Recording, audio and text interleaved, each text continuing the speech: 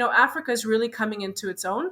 It is really rising in the last probably decade, and it will continue to do so. I have a very, very great belief that that's the case.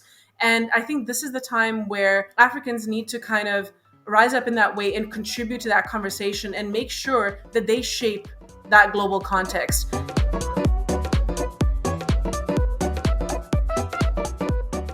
So I think there's lots of benefits.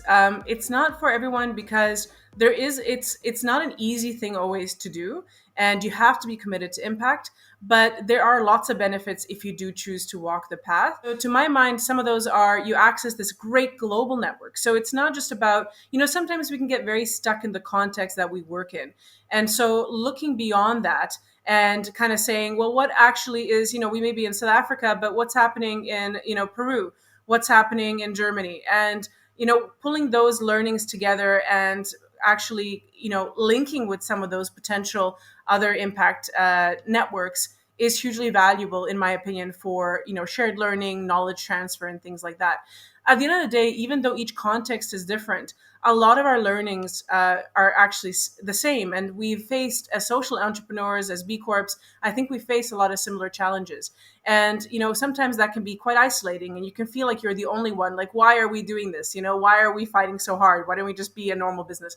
And I think meeting other B Corps and hearing about their journeys and actually finding ways to mitigate some of the shared maybe difficulties that we face, for me, is a huge value add. We wanted to be a part of a network of like-minded enterprises, like-minded B Corps and impact enterprises that, like us, wanted to make a difference in the world, wanted to basically do things differently. Because I think what's happened historically is, a lot of stuff happens to Africa, right?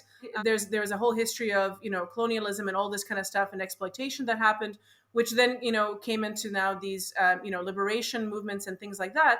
And under the current context, though, there is still, a bit of a power, imbalance. And a lot of times Europe and North America can dominate that and can, sometimes force stuff that gets into global play that isn't necessarily suitable for every context. And I think, Africa is really coming into its own. It is really rising in the last probably decade, and it will continue to do so. I have a very, very great belief that that's the case. And I think this is the time where Africans need to kind of rise up in that way and contribute to that conversation and make sure that they shape that global context, that it's not something that happens to them, that they actually contribute and can shape what happens outwards as well.